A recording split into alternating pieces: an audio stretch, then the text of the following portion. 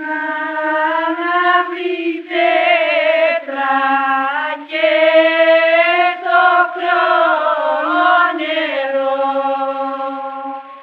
σκότωσαν τον Γιαννάκη στον αχόντολιο.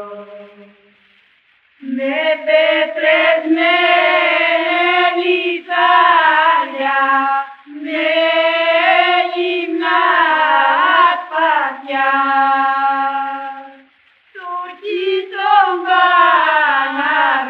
παραγραφαίνουν, γέροντι τον κρέμ. Γραπάρτε